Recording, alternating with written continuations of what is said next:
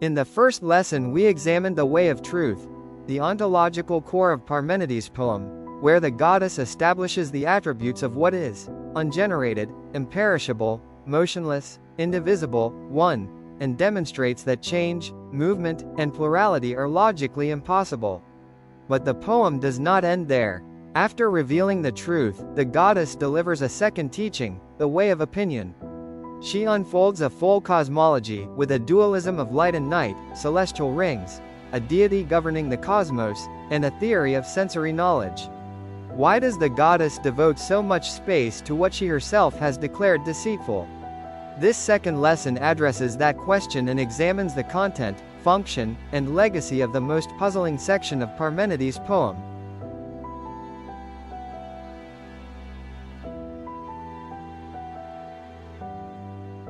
The problem posed by the way of opinion is among the most debated in all of Presocratic philosophy. In the first part of the poem, the goddess has been unequivocal. There are only two paths of inquiry, that of being and that of non-being. The first leads to truth, the second is impassable. There is no third way. Yet immediately thereafter, the goddess announces that she will deliver a deceitful ordering of words, so that no mortal may surpass Parmenides in understanding. She then unfolds a detailed cosmology, two opposing principles, light and night, from whose mixture all things arise, concentric celestial rings. A goddess who governs the cosmos, the stars, the earth, the generation of living beings, and even a theory of human perception and thought. What sense does any of this make? The question is not merely scholarly. It cuts to the heart of Parmenides' philosophical project. If the way of opinion is simply a catalogue of errors, why does the goddess devote the greater part of the poem to it? If, on the contrary, it contains some kind of truth, how is that to be reconciled with the radical denial of change and plurality? The problem has both an epistemological and a methodological dimension. Epistemologically, the question is whether there can be knowledge of the sensible world even if that world is, strictly speaking, unreal. Methodologically, the question is what kind of discourse the goddess is offering. A refutation of Ionian cosmologies, a pedagogical exercise to train Parmenides in detecting error, or a pragmatic concession that delivers the best possible account of a world that, though illusory, is the one mortals inhabit.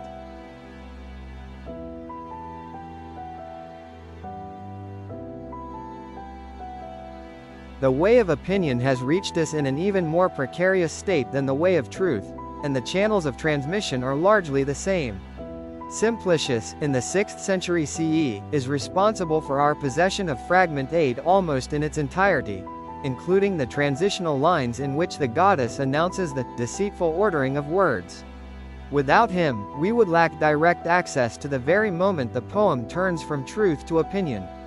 Other authors, Plutarch, Aetius, Theophrastus, preserve additional fragments and doxographical notices, but always as brief, scattered quotations, often embedded in polemical or expository contexts foreign to the original poem. The hermeneutical problems are considerable.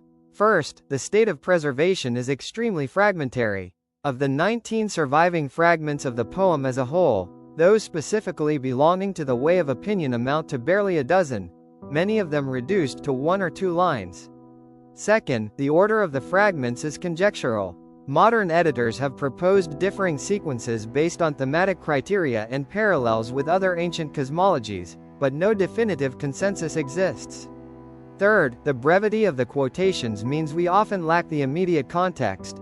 A single line about the moon or about the generation of the sexes can be interpreted in radically different ways depending on where it stood in the poem. Finally, there is a risk of doxographical distortion.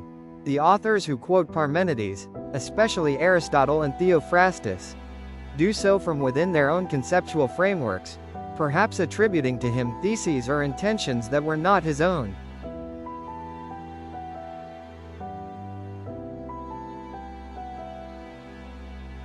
The way of opinion did not emerge in a vacuum. Parmenides knew the cosmologies of his predecessors well, and his poem engages them critically. The Milesians, Anaximander, Anaximenes, had proposed a single material principle from which everything arises. In the way of opinion, Parmenides offers not a monism but a dualism. Two opposed principles, light and night, fire and earth, from whose mixture all things come. It is a reply to the Ionian tradition, but also a correction. If one must explain the world of appearance, at least let it be done with two principles rather than one, for change and plurality demand at least a duality to articulate them. Pythagoreanism, active in contemporary Magna Graecia, is another interlocutor. The Pythagoreans had proposed a table of opposites, limit and unlimited, odd and even, light and darkness, as explanatory principles of reality. Parmenides takes the light-darkness opposition and makes it the axis of his cosmology, but he strips it of its mathematical character and reinterprets it in physical terms. These are not abstract principles but sensible realities, celestial fire and terrestrial night. Yet the great historical novelty lies elsewhere. The way of opinion is the first cosmology to present itself explicitly as a discourse that does not describe ultimate reality. The goddess does not say, "This is how the world is." She says, "I shall tell you how mortals have represented the world, and I shall do it better than they have, but remember that this is not the truth." This methodological self-awareness is unprecedented in Greek thought. For the first time, someone distinguishes between what things really are and what the senses show us, and nonetheless takes the trouble to offer the best possible explanation of that sensible world. That distinction, and that tension, would set the course of Western philosophy.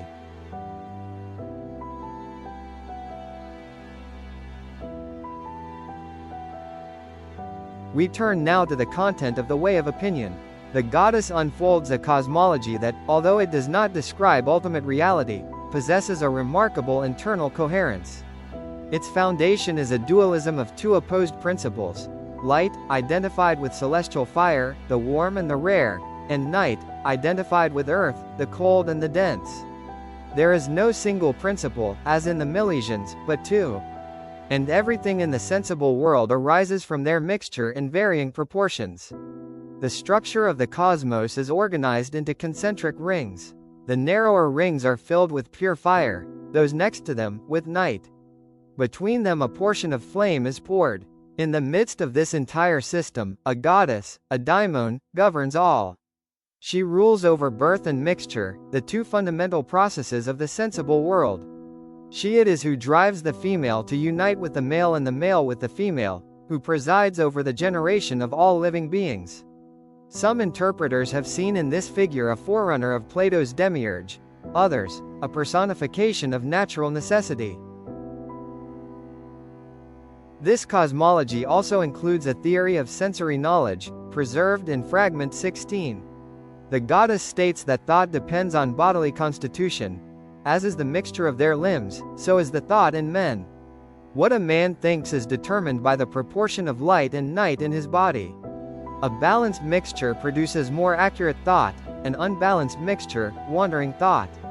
It is a materialist theory of knowledge, far removed from the rational contemplation of truth the goddess has demanded in the first part of the poem. And yet it is the explanation the goddess offers for why mortals think as they do. Their thought is not free but conditioned by the physical composition of their bodies.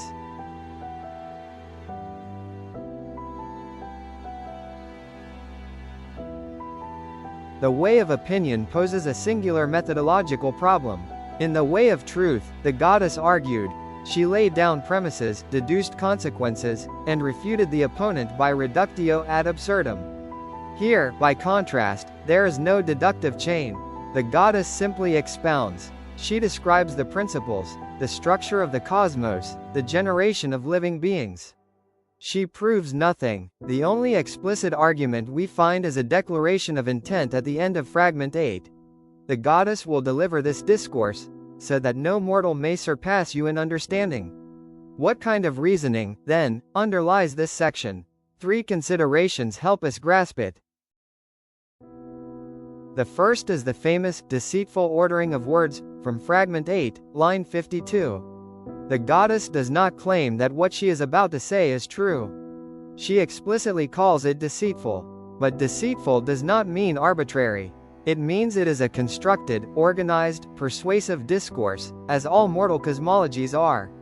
The difference is that the goddess constructs it knowing this, whereas mortals mistake their constructions for reality.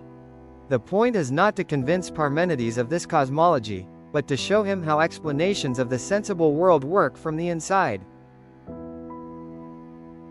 The second consideration is that the goddess offers the best possible account within error. If the sensible world is an illusion, why do all mortals perceive it similarly?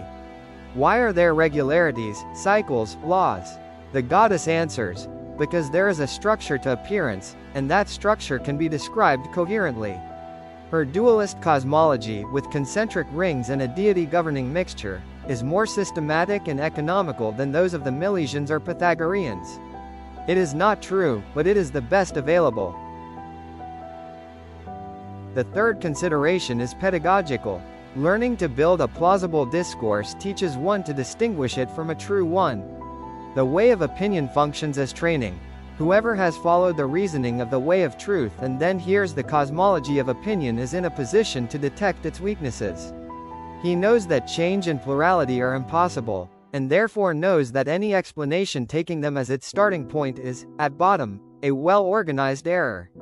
The goddess is not teaching cosmology. She is teaching how to read cosmology critically.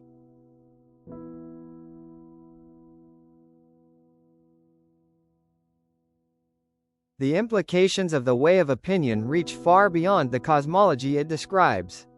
Its true legacy is methodological and conceptual. The first implication is the institutionalization of the fracture between reason and experience. The way of truth had already established that the senses are deceptive and that only reason leads to knowledge. But the way of opinion goes a step further. It shows that the sensible world, though illusory, is not chaotic. It has regularities, cycles, proportions. It can be described in a coherent discourse. What the senses show us is not reality, but it possesses a lawfulness of its own that deserves study. This distinction between the order of reason and the order of experience would run through all subsequent philosophy. The second implication is that the way of opinion constitutes the first model of scientific explanation in the strict sense. The goddess does not claim to describe ultimate reality. What she offers is a model. If we take appearances seriously, this is the best account we can construct of them. For the first time in the history of thought, someone explicitly distinguishes between a true discourse, ontology, and a probable or plausible discourse, cosmology. That distinction is the birth certificate of science as an autonomous enterprise, distinct from metaphysics. The third implication is the legacy in Plato. The Timaeus, Plato's cosmological dialogue, takes up exactly this model. Timaeus warns at the outset that he will not offer a true account but a likely account, because the sensible world is a changing copy of the eternal forms and cannot be the object of rigorous knowledge. Like Parmenides' goddess, Plato offers the best possible explanation of the world of becoming without asserting its ultimate truth. The debt is explicit and profound. The fourth implication is the unresolved tension between the ontological monism of the way of truth and the cosmological dualism of the way of opinion. What is one, motionless, indivisible. Yet the world we inhabit seems composed of two opposed principles in constant mixture. How are these two descriptions to be articulated? Is the cosmology a merely pedagogical concession, or does it contain some residue of truth? Parmenides' poem does not resolve this tension. It leaves it standing as an open problem, and that problem would cut across the entire history of metaphysics: how to reconcile what reason demonstrates with what experience attests.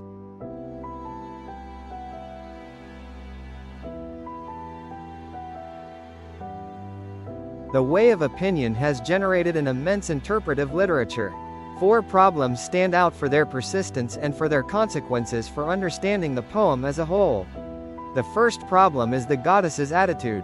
Does she believe anything she says? The ironic reading holds that she does not. The goddess expounds a cosmology knowing it to be false, just as a logic teacher presents a fallacy in order to teach how to detect one. Her aim would be to inoculate Parmenides against the cosmological discourses of his time. The didactic reading, by contrast, holds that the goddess is teaching something positive. not the truth about the world, but the method for constructing the best possible account of appearances. It is not irony but pedagogy. The second problem is whether the way of opinion constitutes a refutation of earlier cosmologies. On the one hand, the goddess explicitly corrects the Milesians. They postulated a single material principle. She postulates two, because change demands at least a duality. She also corrects the Pythagoreans. Their opposites were abstract, limit and unlimited. Hers are physical, light and night. But is this a refutation or an original proposal? If the sensible world does not exist, what sense does it make to correct the explanations that purport to describe it? The third problem concerns the status of this cosmology. If the sensible world must be explained, and mortals spend their lives in it, is the way of opinion the best explanation available? The goddess seems to take her own construction seriously. She develops it in detail, endows it with internal coherence, makes it superior to its competitors. Yet she refuses to assert its truth.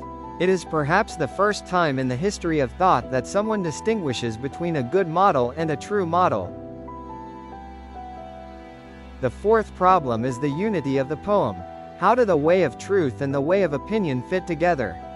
Are they two parts of a single philosophical project or two incompatible projects?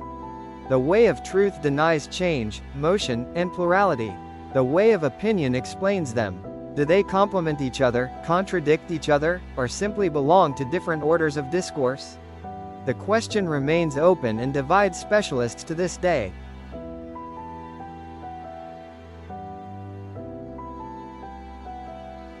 The contemporary debate over the way of opinion is dominated by three interpretations that differ markedly in the function and philosophical value they attribute to this part of the poem. Karl Reinhardt, in an influential 1916 study, championed the Unitarian reading.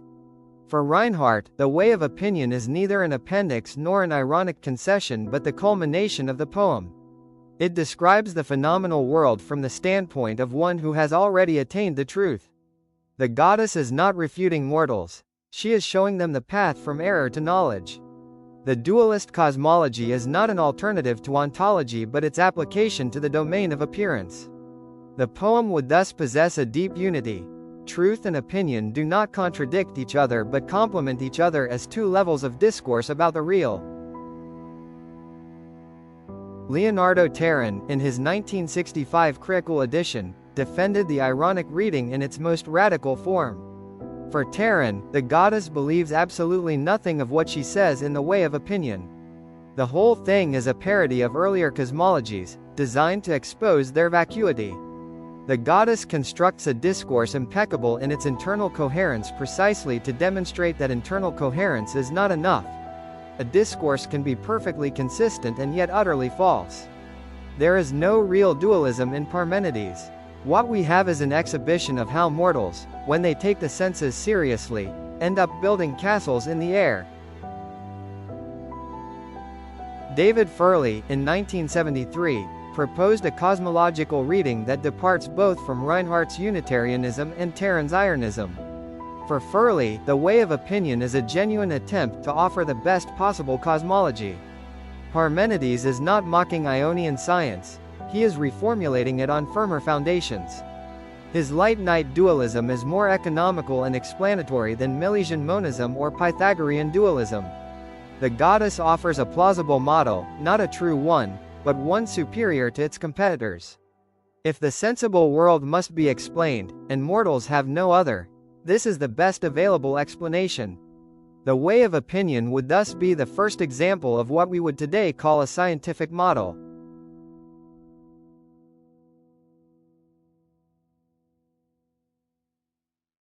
We have reached the end of our examination of the way of opinion. 3 points to take away. First, the way of opinion is the first self-aware cosmology in the history of thought. The goddess does not claim to describe ultimate reality. She knows what she says is deceitful, and she says so. Yet she says it nonetheless, and says it better than anyone.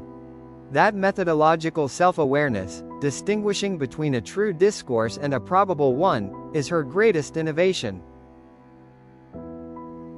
Second, the light-night dualism. To explain the sensible world, Parmenides posits two opposed principles: light, warm and rare, and night, cold and dense. From their mixture all things arise, from the stars to living beings.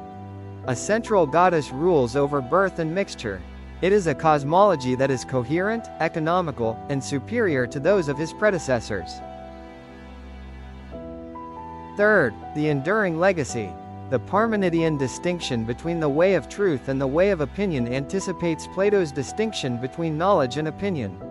The model of a plausible discourse about the sensible world, a discourse that is not true but is the best available, reappears in the Timaeus and, through Plato, in the entire subsequent scientific tradition. The goddess does not teach cosmology. She teaches how to read cosmology critically.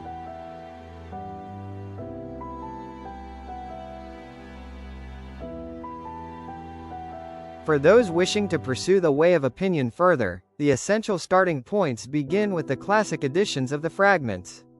Deals and Crans remains the canonical reference for the Greek text. The commented translation by Kirk, Raven, and Schofield provides an excellent gateway to the context. Patricia Curd's Presocratics Reader offers a recent and highly accessible English translation. As for scholarship, A. H. Coxon's The Fragments of Parmenides, published in 1986 and revised in 2009, is the standard edition in English, with an exhaustive commentary that devotes considerable attention to the way of opinion. Leonardo Terran, in his 1965 critical edition, argued for the ironic reading and remains an indispensable reference. David Furley, in his 1973 studies, proposed the cosmological reading that sees this part as a serious attempt to offer the best possible explanation of the sensible world.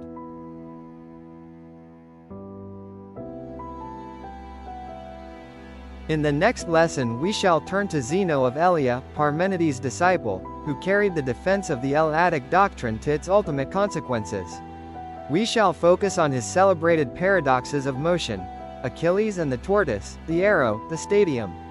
Arguments designed to show that accepting plurality in motion leads to contradictions even more unacceptable than the theses of Parmenides. We hope you join us there. Thank you for your attention. Until next time.